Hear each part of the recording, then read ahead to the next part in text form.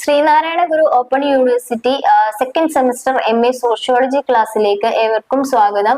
ഇന്ന് നമ്മൾ ഡിസ്കസ് ചെയ്യാൻ പോകുന്നത് ജെൻഡർ ആൻഡ് സൊസൈറ്റി എന്ന പേപ്പറിലെ രണ്ടാമത്തെ ബ്ലോക്കിലെ തിയററ്റിക്കൽ പെർസ്പെക്റ്റീവ്സ് ഓൺ ജെൻഡർ എന്ന ഭാഗത്തെ മൂന്നാമത്തെ യൂണിറ്റ് ആയിട്ടുള്ള ഫെമിനിസം കണ്ടംപററി ഡിബേറ്റ്സ് എന്ന പാഠഭാഗമാണ്. ഈ ഒരു യൂണിറ്റിലൂടെ നമ്മൾ പ്രധാനമായിട്ടും ഫെമിനിസത്തെ കുറിച്ചുള്ള സമകാലിക സംവാദങ്ങളുടെ ആവശ്യകതയെ മനസ്സിലാക്കുക, അതുപോലെ തന്നെ റേവിൻ കോണലിന്റെയും മൈക്കിൾ ഫൂക്കോയുടെയും സംഭാവനകളൊക്കെ പര്യവേഷണം ചെയ്യുക, ഫെമിനിസത്തിന്റെ വികസിത പാതയുടെ ആവശ്യകതയെ കുറിച്ച് ജാഗ്രത പുലർത്തുക തുടങ്ങിയ കാര്യങ്ങളൊക്കെയാണ് കൂടുതലായിട്ടും നമ്മൾ പഠിക്കാനായിട്ട് പോകുന്നത്. ബഹുസ്വരതയുടെയും ദ്രവ്യത്വത്തിന്റെയും ആശയമായി ലിംഗഭേദം പഠിക്കുന്ന തലത്തിലേക്ക് ഫെമിനിസ്റ്റ് വാദങ്ങൾ വികസിച്ചിരുന്ന കാലഘട്ടമാണ് എന്ത് സമകാലിക ഫെമിനിസ്റ്റ് ചർച്ചകളൊക്കെ പ്രസക്തമാക്കുന്നത്. ഇത് ലിംഗഭേദത്തിന്റെയും ലൈംഗികതയുടെയും പ്രകടനാത്മക സ്വഭാവം ഫെമിനിസ്റ്റ് വിശകലനത്തിന്റെ വ്യാപ്തി വർദ്ധിപ്പിക്കുകയും മനോവിശ്ലേഷണ സമൂഹത്തിൽ സാധുവായിട്ടുള്ള ശ്രദ്ധ നേടുകയും ചെയ്തു. മാത്രമല്ല, ചില ഫെമിനിസ്റ്റുകൾ ഫൂക്കോയുടെ അധികാരത്തെ കുറിച്ചുള്ള കൃതികളും ഇതിലൂടെ വരച്ചു കാണിച്ചിട്ടുണ്ട്. രസകരമായ ഒരു വസ്തുത എന്ന് പറഞ്ഞു കഴിഞ്ഞാല്, സ്ത്രീകളുടെ അടിച്ചമർത്തലിന് പുരുഷന്മാരുടെ ശക്തി നേരിട്ട് ഉത്തരവാദികളാണെന്ന അനുമാനത്തോടെയല്ല ഈ ഒരു സമകാലിക സംവാദങ്ങൾ അല്ലെങ്കിൽ ലിംഗഭേദത്തെ കുറിച്ചുള്ള സമകാലിക സംവാദങ്ങൾ ആരംഭിച്ചിരിക്കുന്നത് എന്നാണ് പറയുന്നത്. അത്തരം ചിന്തകളൊക്കെയാണ് ഈ ഒരു യൂണിറ്റിലൂടെ നമ്മൾ ചർച്ച ചെയ്യാനായിട്ട് പോകുന്നത്. 1980കളുടെ മധ്യത്തിലായിരുന്നു ആദ്യ തരംഗം അല്ലെങ്കിൽ ഫസ്റ്റ് വേവ് ഫെമിനിസത്തിന്റെ തുടക്കമിട്ടത്. ഇവിടെ പ്രധാനമായിട്ടും വോട്ടവകാശ പ്രസ്ഥാനം വ്യാപകമായി മാറുകയും സമകാലിക സമൂഹത്തിൽ വ്യത്യസ്തമായ ഒരു പരിവർത്തനം നടത്തുകയുമാണ് ചെയ്തിരുന്നത്. എന്നാൽ ഈ ആധുനിക ഫെമിനിസ്റ്റ് സമീപനം അല്ലെങ്കിൽ മോഡേണിസ്റ്റ് ഫെമിനിസം അല്ലെങ്കിൽ മോഡേൺ ഫെമിനിസം എന്നാണ് ഈ ആധുനിക ഫെമിനിസം എന്നതിന് പറയുന്നത്. അപ്പൊ ഈ മോഡേൺ ഫെമിനിസം എന്നത് ഇന്റർസെക്ഷനാലിറ്റിയുടെ അടിസ്ഥാനത്തിലായിരുന്നു കൂടുതലായിട്ടും നിർവചിക്കുകയും വിശദീകരിക്കുകയും ഒക്കെ ചെയ്തിരുന്നത്. ഇനി എന്താണ് മോഡേൺ ഫെമിനിസം അല്ലെങ്കിൽ ആധുനിക ഫെമിനിസം എന്നാല് ലിംഗ അസമത്വവും അവയെ ഉയർത്തിപ്പിടിക്കുന്ന പുരുഷാധിപത്യ ഘടനകളെയും പൊളിച്ചെഴുതുക എന്നതാണ് ഫെമിനിസത്തിന്റെ ഈ ഒരു മോഡേൺ ഫെമിനിസത്തിന്റെ പ്രധാനപ്പെട്ട കാതൽ എന്ന് പറയുന്നത്. അതേസമയം എല്ലാ ലിംഗങ്ങളുടെയും സ്വത്വവും ആധുനിക ഫെമിനിസം ലക്ഷ്യം വെക്കുന്നു എന്നുള്ളതാണ്. ആധുനിക ഫെമിനിസം എന്നത് കാലക്രമേണ പുത്തൻ സാമൂഹികവും സാംസ്കാരികവുമായ സാഹചര്യങ്ങളിലേക്കുള്ള ചിന്തന രീതികളാണ്. ഇത് സ്ത്രീകളുടെ അവകാശങ്ങള്, സമത്വം, സാമൂഹിക നീതി, സെക്സിസ്റ്റ് അടിമയായ സമീപനങ്ങൾ എന്നിവയെ കുറിച്ചൊക്കെയാണ് പ്രധാനമായിട്ടും ചർച്ച ചെയ്യുന്നത്. ഈ സമകാലിക വിവാദങ്ങളിലൊക്കെ ആധുനിക ഫെമിനിസം പലതരത്തിലുള്ള ആശയങ്ങൾ ഉൾക്കൊള്ളുന്ന ഒരു വിസ്തൃതമായ സംവാദമായിട്ട് മാറിയിട്ടുമുണ്ട്. മാഡ്രെ എന്ന ഫെമിനിസ്റ്റ്, അതായത് MADRE എന്ന ഫെമിനിസ്റ്റ് ഗ്രൂപ്പിന്റെ പോളിസി ആൻഡ് സ്ട്രാറ്റജിക് എൻഗേജ്മെന്റ് ഡയറക്ടറായ ഡയാന ഡുവാട്ടെ പറയുന്നതനുസരിച്ച് ഉൾക്കൊള്ളുന്ന ഗുണമാണ് ആധുനിക ഫെമിനിസത്തിന്റെ ഏറ്റവും ശക്തമായ കാഴ്ചപ്പാട് എന്നാണ്.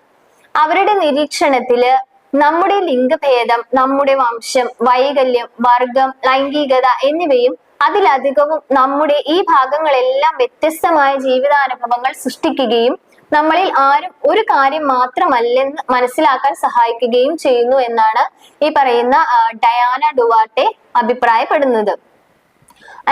അതുപോലെ തന്നെ അതിന് അർത്ഥം വരുന്നത് എന്താന്ന് വെച്ചാല് നമ്മളുടെ വ്യക്തിപരമായിട്ടുള്ള അനുഭവങ്ങള് രൂപപ്പെടുന്നത് വളരെ ദൂരെയോ അല്ലെങ്കിൽ നമ്മുടെ ഏറ്റവും അടുത്ത് സ്ഥിതി ചെയ്യുന്ന രാഷ്ട്രീയ യാഥാർത്ഥ്യങ്ങളാൽ ആണ് എന്നതാണ്. നമ്മുടെ വ്യക്തിപരമായിട്ടുള്ള അല്ലെങ്കിൽ ആത്മനിഷ്ഠമായിട്ടുള്ള അനുഭവങ്ങൾക്കൊക്കെ രാഷ്ട്രീയ പരിഹാരങ്ങളെ അറിയിക്കാനും അതിനെ നയിക്കാനും ഒക്കെ കഴിയുമെന്നാണ് അവർ അഭിപ്രായപ്പെടുന്നത്. നമ്മൾ മുൻ യൂണിറ്റിൽ ചർച്ച ചെയ്തതുപോലെ ഈ ബ്ലാക്ക് ഫെമിനിസത്തിനും ദളിത് ഫെമിനിസത്തിനും അവയുടെ സവിശേഷമായ സ്വത്വമുണ്ട്. അത് എല്ലാം ഉൾക്കൊള്ളുന്നതും അതുപോലെ ആധുനികവും ആണ് അല്ലെ. അപ്പോ പാർശ്വവൽക്കരിക്കപ്പെട്ട വിഭാഗങ്ങളെ ഉയർത്തുന്നത് ആഗോള ലിംഗ സമത്വത്തിന്റെ മൊത്തത്തിലുള്ള പുരോഗതിയിലേക്ക് നയിക്കുകയും ചെയ്യും എന്നാണ് ഈ ആധുനിക ഫെമിനിസ്റ്റുകളൊക്കെ വിശ്വസിച്ചിരുന്നത്. അപ്പൊ ഇവിടെ ശ്രദ്ധിക്കേണ്ട പ്രധാനപ്പെട്ട ഒരു കാര്യം എന്നത് മുഖ്യധാര ഫെമിനിസം, അതായത് മെയിൻ സ്ട്രീം ഫെമിനിസം എല്ലാവരെയും ഉൾക്കൊള്ളുന്ന ഒന്നായിരുന്നില്ല എന്നതാണ്. ഉദാഹരണത്തിന് പറയുകയാണെങ്കിൽ വോട്ട് ചെയ്യാനുള്ള അവകാശം അല്ലെങ്കിൽ വോട്ടവകാശ പ്രസ്ഥാനം എന്നത് ഉയർന്ന ക്ലാസ് അല്ലെങ്കിൽ വെള്ളക്കാരായ സ്ത്രീകളെ മാത്രമായിരുന്നു ഇത് കേന്ദ്രീകരിച്ചിരുന്നത്. അവിടെ എന്താണ്, കറുത്ത വർഗക്കാരായ സ്ത്രീകൾക്ക് വോട്ട് ചെയ്യാനുള്ള അവകാശം ആവശ്യമായിരുന്നു എന്നുള്ള ഒരു ചോദ്യം നിലനിൽക്കെ തന്നെയാണ് ഇത്തരത്തിലുള്ള ഫെമിനിസം അവിടെ ഉടലെടുത്ത് വന്നിട്ടുണ്ടായിരുന്നത്. ഏകദേശം 2020 US നടന്ന സ്ത്രീകളുടെ മാർച്ച് വംശീയ കണക്കെടുപ്പുമാണ് സമകാലിക ഫെമിനിസത്തിന് ശ്രദ്ധേയമായ ആക്കം കൂട്ടിയത്. അതായത് 2020 US നടന്നിട്ടുണ്ടായിരുന്ന സ്ത്രീകളുടെ മാർച്ച് അവരുടെ വംശീയതയുടെ കണക്കെടുപ്പും അത്തരത്തിലുള്ള ആ വംശീയതയെ കുറിച്ചുള്ള ഒരുപാട് കണക്കെടുപ്പുകളാണ് ഈ സമകാലിക ഫെമിനിസത്തിന് എന്തായത് ശ്രദ്ധേയമായിട്ട് ആക്കം കൂട്ടിയത് എന്നാണ് പറയുന്നത്. തുടർന്ന് വിവിധ തലങ്ങളിലും തൊഴിൽ മേഖലകളിലും എന്താണ് സ്ത്രീകൾക്ക് പ്രാതിനിധ്യം ഉറപ്പുവരുത്തുകയും അതുപോലെ ആക്ടിവിസ്റ്റുകള്, എഴുത്തുകാര് തുടങ്ങിയവരൊക്കെ എന്താണ് ആധികാരികപരമായിട്ടുള്ള രീതിയിൽ അവരുടേതായിട്ടുള്ള ആധികാരികതയും സ്വത്വവും നൽകുകയും അതിൽ പ്രധാനമായും വൈസ് പ്രസിഡന്റ് ആയിട്ടുള്ള കമല ഹാരിസിന്റെയും സുപ്രീം കോടതി ജസ്റ്റിസ് ആയിരുന്ന കേതൻജി ബ്രൗൺ ജാക്സന്റെയും നേട്ടങ്ങൾ വളരെയധികം ശ്രദ്ധേയമായിരുന്നു. പിന്നീട് സോഷ്യൽ മീഡിയ, സാങ്കേതിക വിദ്യ തുടങ്ങിയവയുടെ പുരോഗമനങ്ങളൊക്കെ ഫെമിനിസ്റ്റ് പ്രസ്ഥാനങ്ങൾക്ക് അവരുടെ സന്ദേശങ്ങൾ പ്രചരിപ്പിക്കുന്നതിനും ബന്ധിപ്പിക്കുന്നതിനും വളരുന്നതിനും വേണ്ടിയിട്ട് ഒരു ശുഭാപ്തി വിശ്വാസം നൽകി എന്നുള്ളതാണ്. അതായത് ഈ സോഷ്യൽ മീഡിയയുടെ ഒക്കെ ആ സാങ്കേതിക വിദ്യകളുടെ ഒക്കെ ഒരു വരവ് എന്താണ്, ഈ പറയുന്ന ഫെമിനിസ്റ്റ് പ്രസ്ഥാനങ്ങൾക്കൊക്കെ കൂടുതലും അവരുടെ ഇത്തരത്തിലുള്ള പ്രസ്ഥാനങ്ങളുടെ പുരോഗമനത്തിനും അതുപോലെ തന്നെ അവരുടെ പലതരത്തിലുള്ള സന്ദേശങ്ങൾ പ്രചരിപ്പിക്കുന്നതിനൊക്കെ എന്താണ് ഒരുപാട് ശുഭാപ്തി വിശ്വാസം നൽകി എന്നാണ് പറയപ്പെടുന്നത്. ഇതിന്റെ ഒരു ഉത്തമ ഉദാഹരണമായിട്ട് പറയാൻ സാധിക്കുന്ന എന്താണ്, യുവാക്കൾ നയിക്കുന്ന സ്ത്രീ ശാക്തീകരണ ഗ്രൂപ്പായിരുന്ന റാനറിന്റെ സൃഷ്ടാവായ സെയ്ക്കോറ അക്കെങ്കബു ആണ് സ്ത്രീകളുമായും ഫെമിനിസ്റ്റുകളുമായും സംവദിക്കാനുള്ള ഒരു ഉപകരണമായി സോഷ്യൽ മീഡിയയെ ആദ്യമായിട്ട് ഉപയോഗിച്ചത് എന്നാണ്. 2020 പ്യൂ റിസർച്ച് സെന്റർ സർവേ പ്രകാരം എന്താണ് അമേരിക്കയ്ക്ക് ഫെമിനിസത്തെ കുറിച്ചുള്ള ഉൾക്കാഴ്ചകൾ എന്ന് അവകാശപ്പെടുന്ന കുറച്ച് കാര്യങ്ങളുണ്ട്. അതെന്ന് പറഞ്ഞാല് 64% പേര് പറയുന്നത് ഫെമിനിസം ശാക്തീകരിക്കപ്പെടുന്നു എന്നാണ്. ഇതിൽ 42% ഇത് ഉൾക്കൊള്ളുന്നു എന്നാണ് പറയുന്നത്. 45% ഇത് ധ്രുവീകരണമാണെന്നാണ് പറയുന്നത്. ഇതിൽ 30% എന്താണ് കാലഹരണപ്പെട്ടതാണ് എന്നാണ് പറയുന്നത്. അപ്പൊ ഇതിന്റെയൊക്കെ ഉറവിടം എന്നത് 2020 മാർച്ച് 18 മുതൽ ഏപ്രിൽ 1 വരെ US മുതിർന്നവരെ നടത്തിയ സർവേയുടെ ഫലമായിട്ടാണ് ഇത്തരത്തിലുള്ള ഈ ഒരു ഉൾക്കാഴ്ചകളൊക്കെ ഉരുത്തിരിഞ്ഞു വന്നത് എന്നാണ് പറയപ്പെടുന്നത്.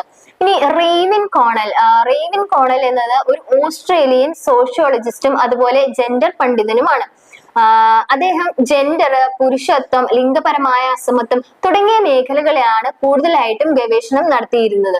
തീർച്ചയായിട്ടും എന്താണ് ചില ട്രാൻസെക്ഷണൽ സ്ത്രീകൾ അവരുടെ കഥകൾ പറയുവാൻ ആഗ്രഹിക്കുന്നുണ്ട്. പ്രധാനമായും ഭയങ്കരമായിട്ടുള്ള ഒറ്റപ്പെടൽ അനുഭവിക്കുന്ന യുവാക്കള്, ഇങ്ങനെയുള്ള ട്രാൻസെക്ഷൽ എഴുത്തിന്റെ പ്രധാന വിഭാഗമാണ് അവരുടെ ആത്മകഥകൾ. ഇത്തരത്തിലുള്ള ട്രാൻസെക്ഷൽസിന് ഉദാഹരണമാണ് റെയ്വിൻ കോണൽ എന്ന് പറയുന്ന ആ ഒരു ഓസ്ട്രേലിയൻ സോഷ്യോളജിസ്റ്റ് അല്ലെങ്കിൽ ജെൻഡർ പണ്ഡിതൻ എന്ന് പറയുന്നത്. വളരെ കാലമായിട്ട് ലിംഗപരമായ പ്രശ്നങ്ങളിൽ പ്രവർത്തിക്കുന്ന അവര് 5 രാജ്യങ്ങളിലെ ട്രാൻസ് ആക്ടിവിസ്റ്റ് ഗ്രൂപ്പുകളെ കണ്ടിട്ട് അവരുടെ അനുഭവങ്ങൾ ശേഖരിക്കുകയും ട്രാൻസെക്ഷാലിറ്റിയെ കുറിച്ചിട്ടുള്ള അവരുടെ പ്രബന്ധങ്ങളൊക്കെ വലിയ തോതിലുള്ള ഒരു ക്ലാസ് ചലനാത്മകതയിലേക്കും സ്കൂളുകളുടെ ദൈനംദിന ജീവിതത്തിൽ ലിംഗശ്രേണികളുടെ പുനർനിർമ്മാണത്തിലേക്കും ഒക്കെ വെളിച്ചം വീശുകയൊക്കെ ചെയ്തു. 1994 ജനിച്ച റെയ്വിൻ തന്റെ കുട്ടിക്കാലത്തിന്റെ ഭൂരിഭാഗവും ശീതയുദ്ധകാലത്ത് സിഡ്നിയിലായിരുന്നു ചെലവഴിച്ചിരുന്നത്. മാൻലി നോർത്ത് സിഡ്നി ഹൈസ്കൂളിലേക്ക് മാറുന്നതിന് മുമ്പ് അവൾ DY പബ്ലിക് സ്കൂളിൽ ചേർന്നു. മെൽബൺ സർവകലാശാലയിൽ റെയ്വിൻ ബഹുമതികളോടെയും BAയും സിഡ്നി സർവകലാശാലയിൽ PhDയും നേടി. യൂണിവേഴ്സിറ്റി ഗവേഷകയായും അധ്യാപികയായും പ്രവർത്തിക്കുന്നതിന് മുമ്പ് 1960കളിലെ ന്യൂ ലെഫ്റ്റ് വിദ്യാർത്ഥി പ്രസ്ഥാനങ്ങളിൽ സജീവമായി പങ്കെടുത്തു. റെയ്വിൻ ഒരു ട്രാൻസ്ജെൻഡർ സ്ത്രീയാണ്. അവൾ പിന്നീടുള്ള വിഷയങ്ങളിൽ ഒരു ഔദ്യോഗിക പരിവർത്തനത്തിന് വിധേയയായി എന്നാണ് പറയുന്നത്. ഇതാണ് റീവിൻ കോണലിന്റെ ഒരു പ്രധാനപ്പെട്ട അല്ലെങ്കിൽ അവരുടെ ഒരു ചെറിയൊരു ബയോഗ്രഫി ആയിട്ട് നമുക്ക് പറയാനായിട്ട് സാധിക്കുന്നത്. ഗ്രാമീണ കുടിയേറ്റക്കാരെ മെൽബണിലെ പ്രൊഫഷണൽ ബൂർഷ്വാസിയുമായി ബന്ധിപ്പിക്കുന്ന ഒരു വംശത്തിൽ നിന്നാണ് റേവിൻ വരുന്നത്. അവളുടെ ഐറിഷ്, സ്കോട്ട്, വെൽഷ് മുൻഗാമികൾ 19ാം നൂറ്റാണ്ടിൽ തെക്കുകിഴക്കൻ ഓസ്ട്രേലിയയിലെ ആദിവാസി പ്രദേശത്തിന്റെ ബ്രിട്ടീഷ് കോളനി വർഗീകരണത്തിലൊക്കെ പങ്കെടുത്തു. റേവിൻ കോളനിയുടെ പങ്കാളിയായിട്ടുണ്ടായിരുന്ന പാം ബെന്റൺ ഒരു മനഃശാസ്ത്രജ്ഞനും സാമൂഹിക ഗവേഷകനും അതുപോലെ പൊതുപ്രവർത്തകനും എഴുത്തുകാരിയും വനിതാ പ്രസ്ഥാനത്തിലെ അംഗവുമായിരുന്നു. അവളുടെ മുൻകാല കൃതികളിൽ ഭൂരിഭാഗവും ലിംഗഭേദമില്ലാതെ R.W. കോണൽ എന്ന പേരിൽ പ്രസിദ്ധീകരിച്ചു എന്നാണ് പറയുന്നത്.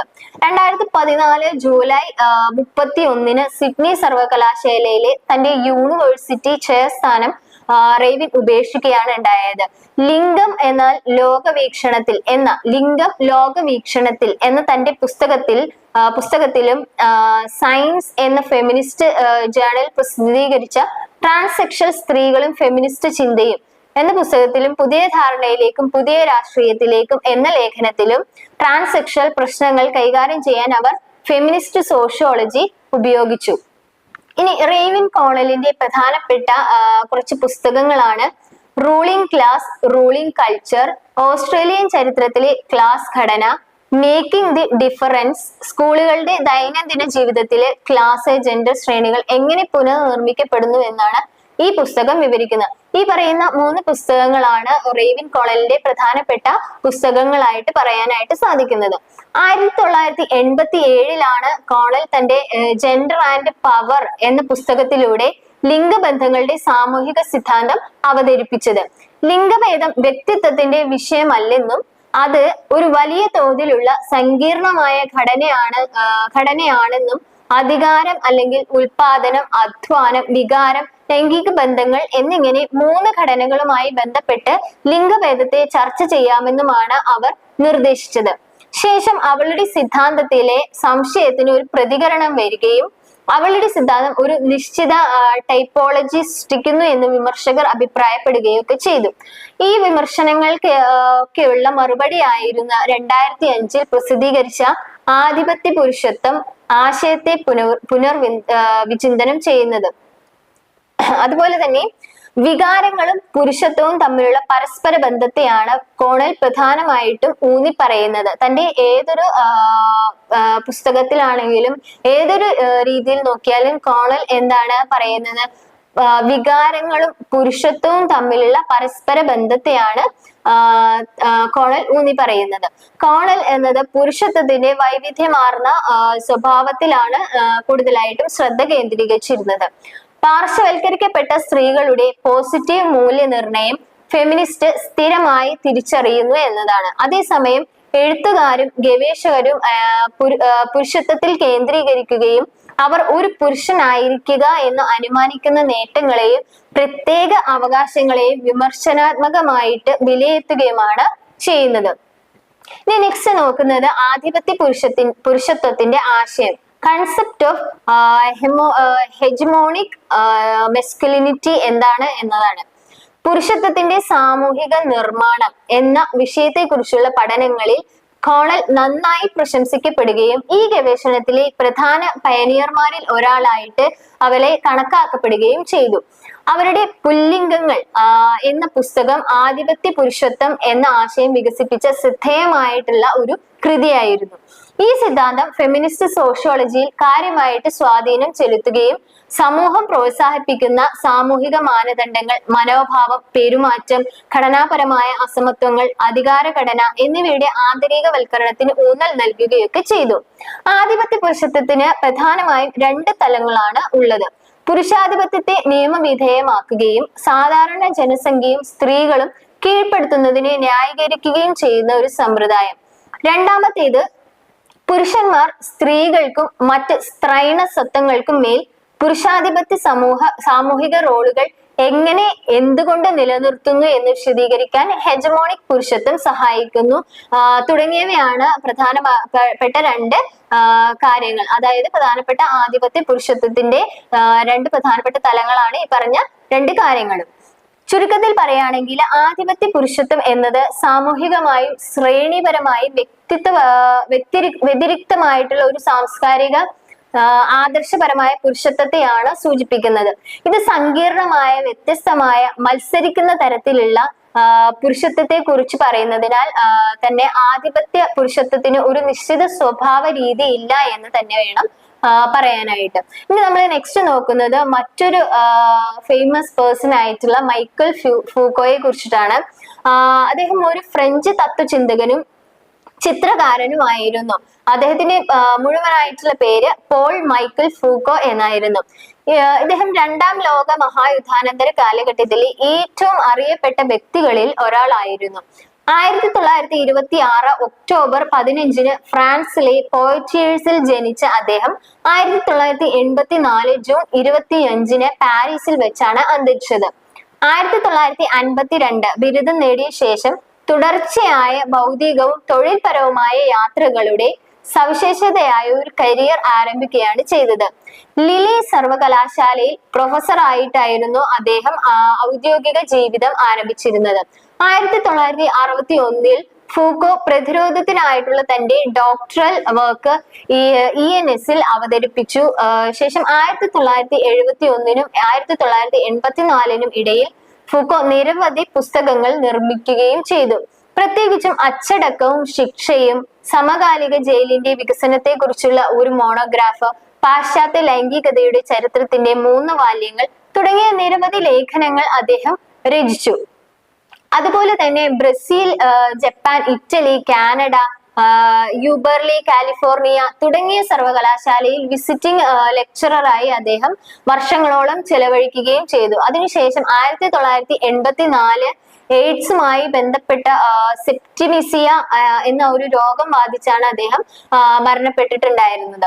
ഫൂക്കോയുടെ കൃതിയായിട്ടുള്ള അച്ചടക്കവും ശിക്ഷയും എന്ന പുസ്തകത്തില് ലിംഗഭേദം, സ്ത്രീ ശരീരം, സ്ത്രീത്വം എന്നിവയെ കുറിച്ചുള്ള അദ്ദേഹത്തിന്റെ ധാരണകളുടെ പരോക്ഷമായ നല്ല ചിത്രീകരണങ്ങളായിരുന്നു ഉണ്ടായിരുന്നത്. തന്റെ എഴുത്തിന്റെ പ്രസക്തി വ്യക്തമായിട്ടും അതിന്റെ പ്രാധാന്യം അംഗീകരിക്കുന്നതിൽ അദ്ദേഹം പരാജയപ്പെടുകയാണ് ഉണ്ടായത്. സ്ത്രീ ശരീരം, അച്ചടക്കം എന്നത് കൂടുതൽ വ്യക്തമാക്കുന്നതിന് ഫൂക്കോയുടെ പ്രവർത്തനങ്ങളെ 2 തരത്തിൽ വിശകലനം ചെയ്യേണ്ടത് പ്രധാനപ്പെട്ട കാര്യമാണ്. ആദ്യത്തേത് എന്ന് പറയുന്നത് അവന്റെ ചട്ടക്കൂടിന്റെ നിയമസാധ്യത തിരിച്ചറിയുക. രണ്ടാമത്തേത് ആക്ഷേപഹാസ്യം പരിശോധിക്കുക. അതായത് സ്ത്രീ ശരീരം, അച്ചടക്കത്തെ കുറിച്ചുള്ള അവന്റെ പോയിന്റുകൾ എങ്ങനെ ചിത്രീകരിക്കുന്നുവെന്നും അതിന്റെ അഭാവം വ്യക്തമാക്കുകയും ചെയ്യുന്നു. The spectacle of the scaffold എന്ന ഫൂക്കോയുടെ കൃതിയിൽ അദ്ദേഹം സാമൂഹിക ഘടനയിലെ ശക്തിയും നിയന്ത്രണവും പഠിക്കുകയും ശിക്ഷ ഒരു വെറും ഷോ എന്നതിൽ നിന്ന് സമൂഹത്തിലെ ആളുകളെ ആസൂത്രിതമായി ചൂഷണം ചെയ്യുന്നതിനുള്ള ഒരു ഉപകരണമായി പരിണമിച്ചു എന്നുമാണ് പറയുന്നത്. ഇത് നമ്മുടെ ശരീരത്തെ മാത്രമല്ല നമ്മുടെ ആത്മാവിനെയും ബാധിക്കുന്നു എന്നാണ് അദ്ദേഹത്തിന്റെ വാദം. ഇനി അദ്ദേഹം പറയുന്നത് പോലെ തന്നെ എന്താണ് മനുഷ്യ ശരീരം, അതായത് ഹ്യൂമൻ ഫിസിക്കാലിറ്റി അല്ലെങ്കിൽ ബോഡി എന്താണ് എന്നുള്ളത് ചർച്ച ചെയ്യാം.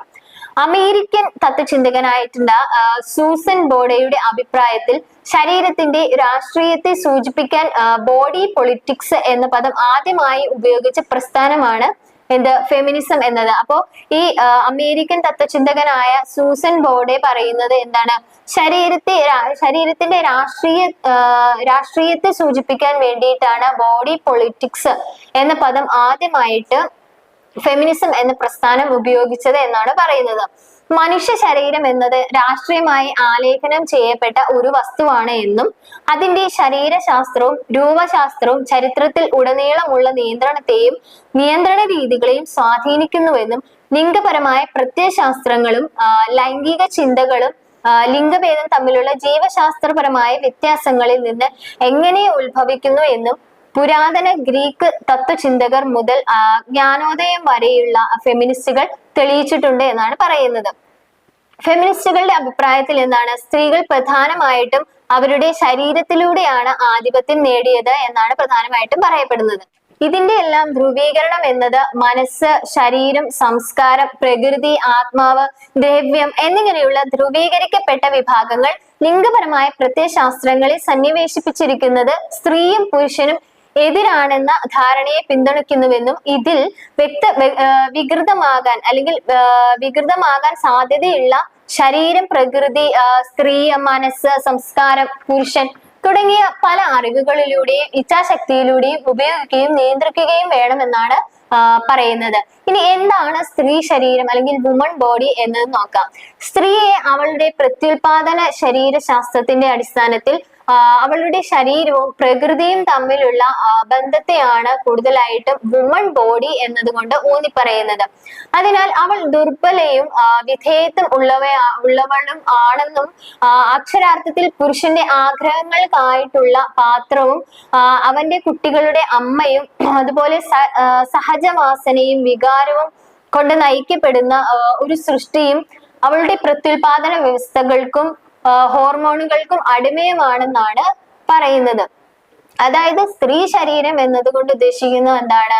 കൂടുതലായും അവളുടെ ശരീരത്തെ പ്രകൃതിയും തമ്മിലുള്ള അല്ലെങ്കിൽ അവളുടെ ശരീരവും പ്രകൃതിയും തമ്മിലുള്ള വ്യത്യാസത്തെയാണ് ബന്ധത്തെയാണ് കൂടുതലായിട്ടും വുമൺ ബോഡി എന്നതിൽ ഊന്നി പറയുന്നത്. ഇവിടെ കൂടുതലായിട്ടും എന്താണ് അക്ഷരാർത്ഥത്തിൽ എന്താണ് പുരുഷന്റെ ആഗ്രഹങ്ങൾക്കായിട്ടുള്ള ഒരു പാത്രമായിട്ട് നിൽക്കുക, അതുപോലെ അവന്റെ കുട്ടികളുടെ അമ്മയായിട്ട് അല്ലെങ്കിൽ ഒരു സഹജ വാസനയും വികാരവും കൊണ്ട് നിർമ്മിക്കപ്പെട്ട അല്ലെങ്കിൽ നയിക്കപ്പെട്ട ഒരു ഒരു സൃഷ്ടി മാത്രമായിട്ടാണ് വുമൺ ബോഡിയെ ഇവിടെ എക്സ്പ്ലെയിൻ ചെയ്യുന്നത്.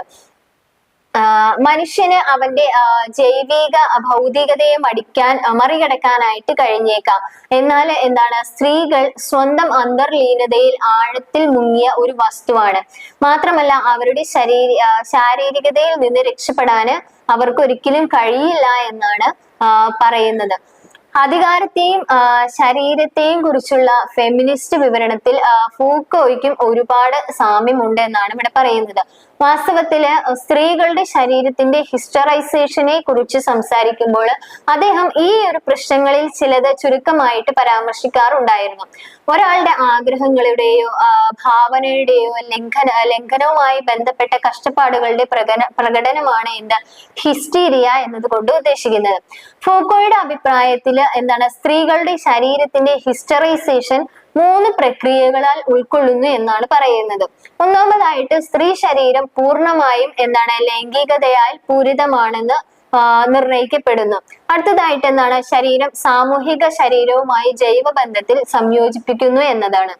ഒടുവിൽ പറയുന്നത് സ്ത്രീ ശരീരം കുടുംബ യൂണിറ്റുമായും കുട്ടികളുടെ ജീവിതവുമായും ബന്ധപ്പെട്ടിരിക്കുന്നു എന്നാണ് ഫൂക്കോയുടെ അഭിപ്രായത്തിൽ. ഫൂക്കോ ഈ ഹിസ്റ്ററൈസേഷനെ കുറിച്ച് പറയുമ്പോൾ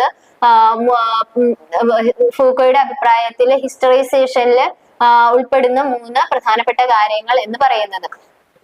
ഇനി ഫൂക്കോയെ ഫെമിനിസ്റ്റ് സമീപനവുമായി ബന്ധപ്പെടുത്തുമ്പോൾ എന്തൊക്കെയാണ് നമുക്ക് മനസ്സിലാക്കാൻ സാധിക്കുന്നത് എന്ന് നോക്കാം. അതായത് relating Foucault to feminist approach.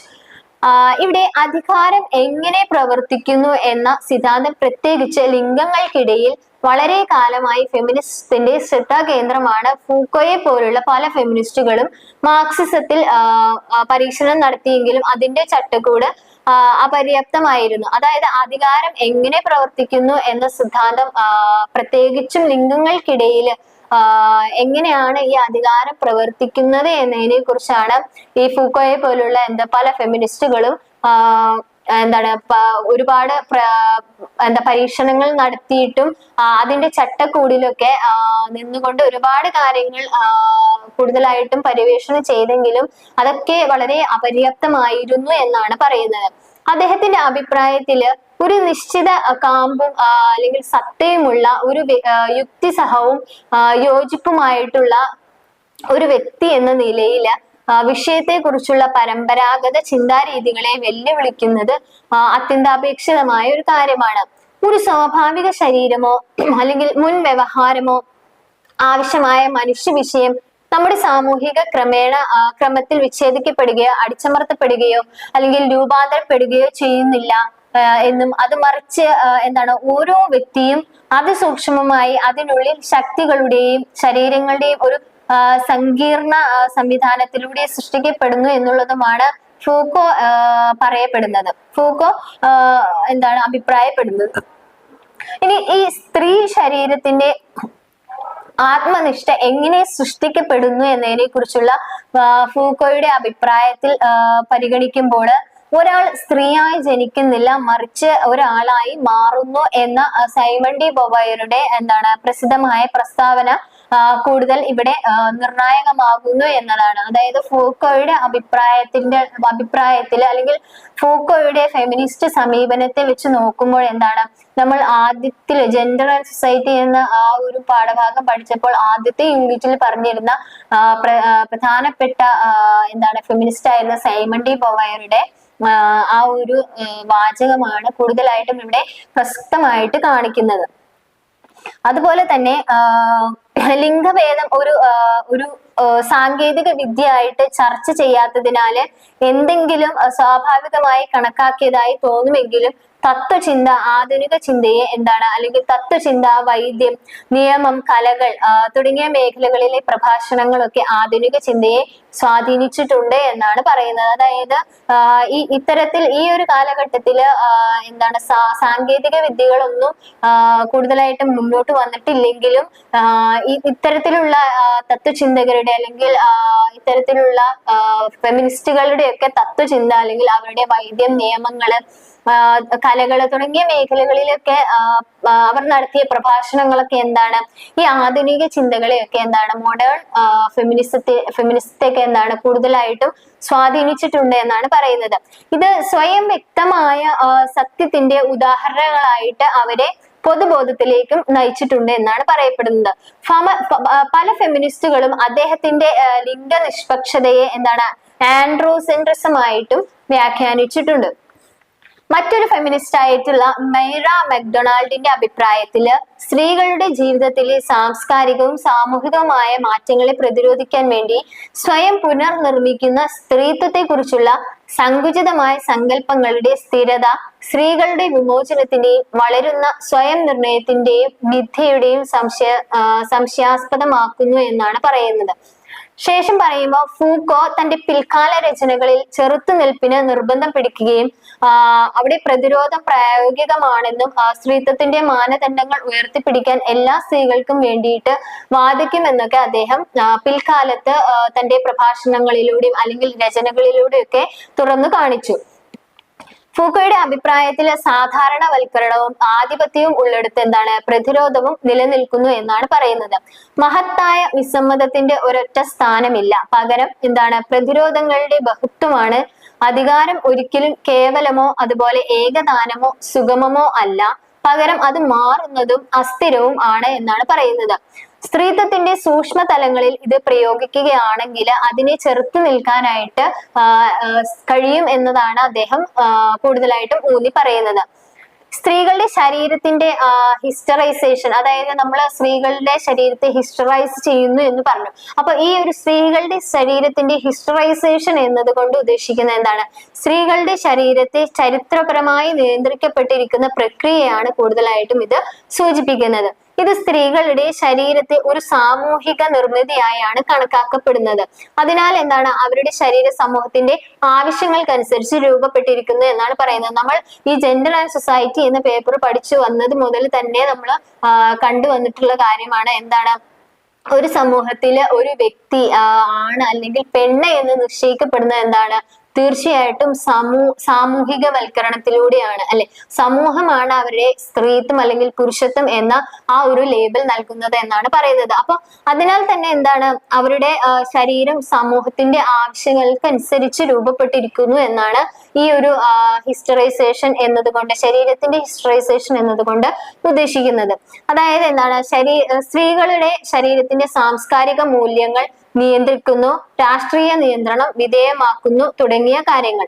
ഉദാഹരണത്തിനാണെങ്കിൽ പറയുകയാണെങ്കിൽ സൗന്ദര്യ മാനദണ്ഡങ്ങൾ അതായത് ഇപ്പം രാഷ്ട്രീയ നിയന്ത്രണ വിധേയമാക്കുന്നു എന്ന് പറയുകയാണെങ്കിൽ ഗർഭനിരോധന നിയമങ്ങൾ നമുക്കൊരു ഉദാഹരണമായിട്ട് പറയാം. അതുപോലെ ശരീരത്തെ സാംസ്കാരിക മൂല്യങ്ങളെ ആയിട്ട് നിയന്ത്രിക്കുന്നു എന്ന് പറയുന്നതിന് ഒരു ഉദാഹരണമായിട്ട് പറയാൻ പറ്റുന്നത് അവരുടെ സൗന്ദര്യ മാനദണ്ഡങ്ങൾ എന്നതാണ്. അപ്പം ഈ ഒരു യൂണിറ്റിൽ നമ്മൾ പഠിച്ചത് എന്താണ്? കൂടുതലായിട്ട് എന്താണ് ഫെമിനിസം എന്നതിലെ കണ്ടംപററി ഡിബേറ്റുകളാണ് അല്ലെ. ഫെമിനിസത്തെ കുറിച്ചുള്ള സമകാലിക സംവാദങ്ങളുടെ ആവശ്യകതകളെ കുറിച്ചാണ് ഈ ഒരു യൂണിറ്റിലൂടെ നമ്മൾ കടന്നു പോയത്. അവിടെ എന്താണ് ആധുനിക ഫെമിനിസം, അതുപോലെ തന്നെ ഫൂക്കോ, അതുപോലെ എന്താണ് റെയ്വിൻ കോണൽ തുടങ്ങിയ രണ്ട് പ്രശസ്തരായ ഫെമിനിസ്റ്റുകളുടെ ആശയങ്ങളെ കുറിച്ചുമാണ് ഈ ഒരു യൂണിറ്റ് ചർച്ച ചെയ്തിരുന്നത്. അപ്പോൾ ഈ യൂണിറ്റ് മനസ്സിലായിട്ടാണ് വിചാരിക്കുന്നു. അപ്പോൾ അടുത്ത ക്ലാസ്സിൽ കാണുന്നതുവരെ താങ്ക് യു.